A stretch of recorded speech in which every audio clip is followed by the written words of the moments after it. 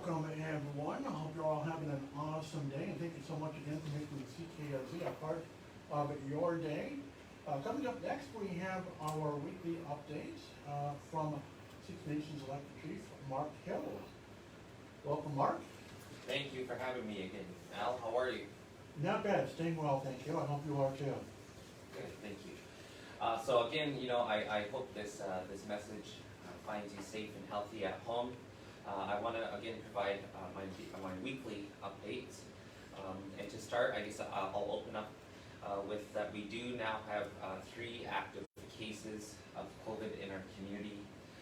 Again, we're still reiterating the fact of the importance of social distancing and self-isolation, and that if you have any symptoms or become symptomatic, that you contact our assessment center as well as the public health office. So moving into also just updates from the council table itself, I wanted to just look to the piece of the public works notice. So service fees within the public works department will resume, and the free water haulage will end as of May 31st. Again, as well as the Six Nations housing waiving of housing and mortgage loans and residential rent. That relief will expire as well as May 31st. And again, we really looked to our financials and what we could support the community during the time. And we'll definitely look to see as we move forward here in the times of COVID. So just again, those notices have been out both on our website as well as our social media pages, just on those expirations and as to how other payments will then commence. The next piece that I wanted to just touch on as an update in regards to the Tom Longboat Run, which usually happens every year. This year it's on Thursday, June 4th, and they'll be doing things a little bit differently, much like we did bread and cheese a lot differently this year. So they're going to be going in terms of doing a virtual event in the spirit of the Tom Longboat Run during COVID-19. So you have an opportunity to participate at home with your family. Again, that all Six Nations parks and recreation facilities remain closed. But again, if you would like to join in on that, you could look and find us on this Healthy Six Na Facebook page. They'll be going live on June 4th at 9:30 a.m. And again, it's they're looking to for community members to participate in any physical activity at your home for a minimum of 20 minutes. You could also wear they're asking to wear your previous Tom Longboat shirts. That is, if you have one. Upload a photo or video to Healthy Six Na Facebook page by June 5th. There are prizes to be won, and again, we just in the spirit of annual events, and that what we always look forward to. So the Tom Longboat Run will still be happening this year by way of a virtual event. So I just wanted to make that note as well. I'm going to move in then to the next piece of my update, which is in regards to where we've been with businesses and engagement. We've been having discussions this past week with multiple sectors of businesses throughout the community. They've been very, very engaging, and it was, again, we went from different sectors of businesses, starting, with the automotive and garages through to construction, to gas stations and variety stores and tobacco retailers, etc. This morning we just finished our Zoom with our restaurants, and then this afternoon we are going into any other general retailers as well as any other business that were not specified. And again, what we're doing in these engagements is basically just looking for feedback and input. One, on our health and safety draft, health and safety code of conduct and what that looks like. As well as just discussion and conversation on the reopening of our economy, what that looks like. So we've been getting some really good feedback and having some very solution-based conversations with our businesses. We know that, again, there's been many impacts to our businesses as well in our efforts that we've put in place in response to COVID-19, the restriction of access being those as well. But again, you know, we really want to hear from our community, and that's where we're at right now, because we need to be able to, again, do this strategically and methodically, exactly as to which logistical detail and how the phased approach will look like. So again, I thank all the businesses that have participated in those conversations. In the need that we need to schedule more, we will look to next week as well if people didn't have the opportunity to do so. So again, we're going to finish up those this afternoon, but if we need to do more, we will look to that next week as well to continue to set up more Zoom meetings specifically for that. The other area that we also want to look to, and I know this will be launched this afternoon, is a community survey that we're putting out, because we also want feedback from our overall community in general. You know, this is a very important time that we hear from as many voices as possible, even those at the checkpoints. I know where my office is looking to work with Mr. Player in setting up Zoom meetings so that we can get feedback and hear concerns and the voices of our members who have been on the checkpoints since they've been up. You know, I think that their voice is a valuable opinion that we need to take into consideration and look at as we plan to, you know, our next steps in the logistical phases of how we see our economy and how that is going to look and what we're going to see in terms of the opening. The other piece, again, you know, we want to be open and transparent. We want to have these tough conversations, but again, we need to make sure that we're solution-based, right? Obviously, yes, we hear the concerns loud and clear. We see the impacts, but we're really looking for suggestions. We're looking for solutions. We're looking to, you know, work together during this difficult time. The last thing we want is an internal fight in our community, you know, so we really need to be able to listen and hear those voices and concerns. And we need to be able to, you know, to compromise while still making sure that we keep the health and safety as the top priority of our members. You know, we have to find a way of a healthy balance moving forward. And in addition to, the last thing we want to see is an influx of traffic back into this community. So we have to be, again, very methodical and very strategic as to, you know, our next steps and what those phases look like.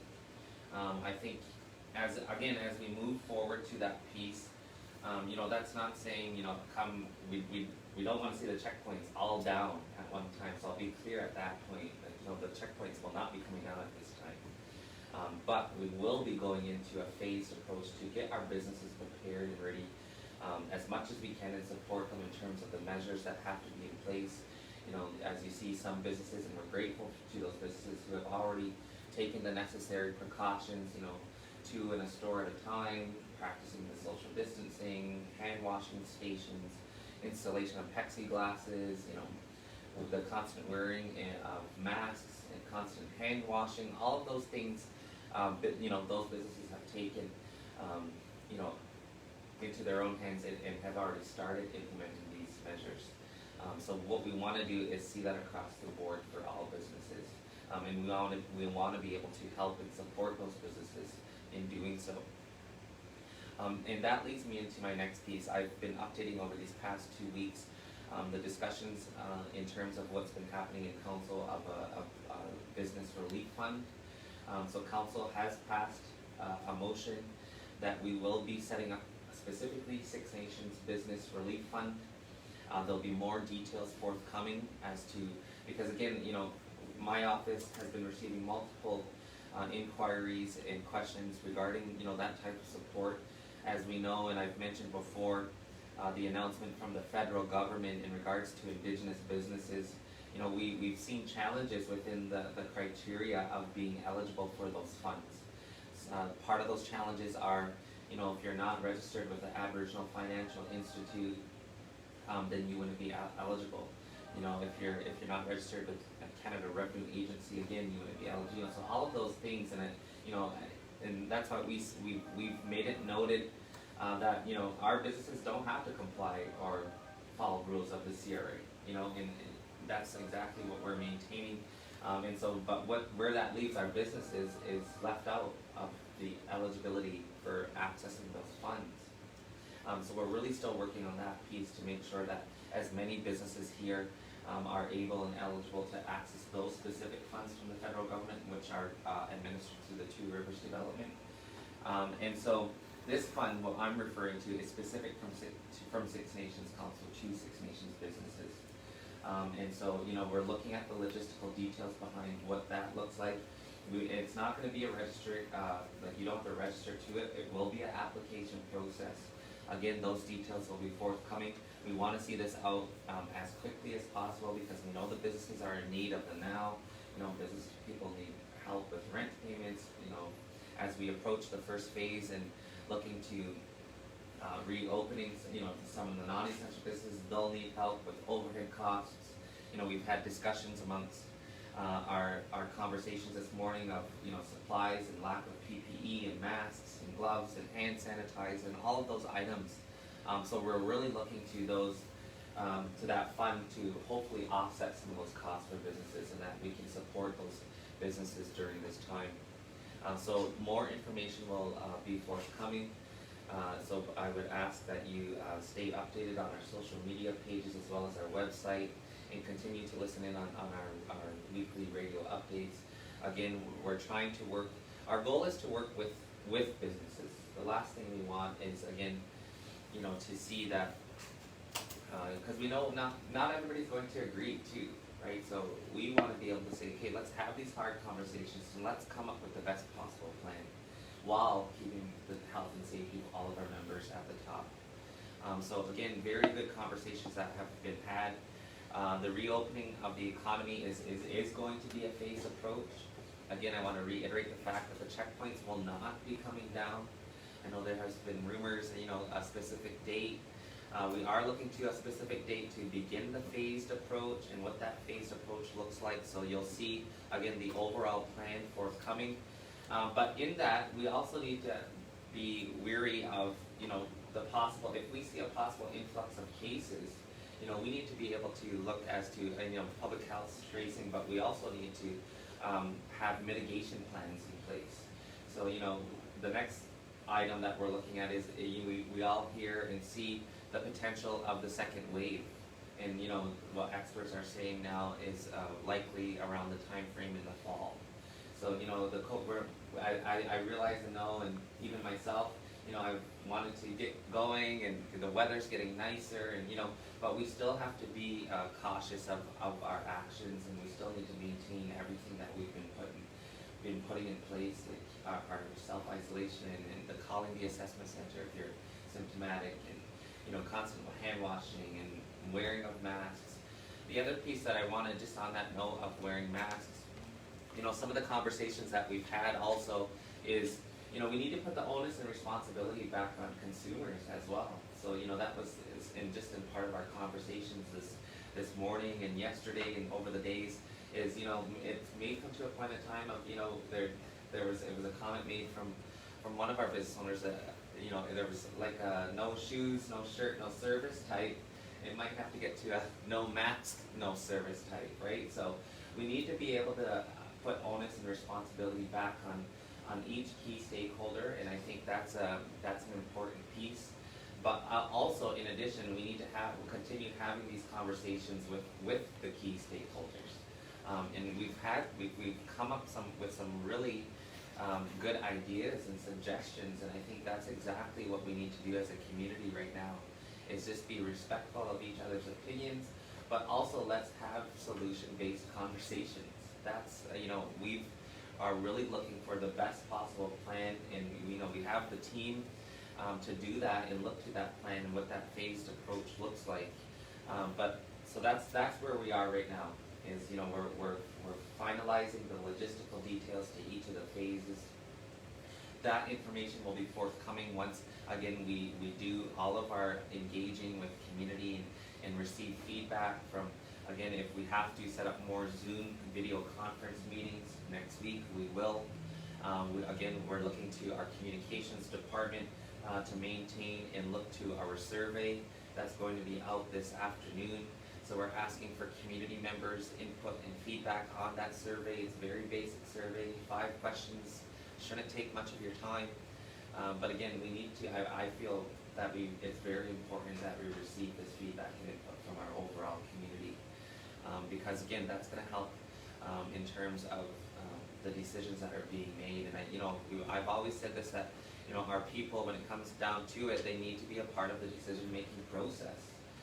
And so, that's exactly what we're trying to do, and to make sure that, again, it's methodical, it's strategic, and we're trying to, again, make sure that we're looking at the bigger picture, right? So the bigger picture is always gonna be the maintenance of our health and safety of all of our members. But in saying so, we also need to look to the protection of our economy. So we need to find that healthy balance. We need to look at the measures that are going to be in place. And we'll continue to update the community as best as we can, and staying in clear communication as we move forward. So that sums up my update for today.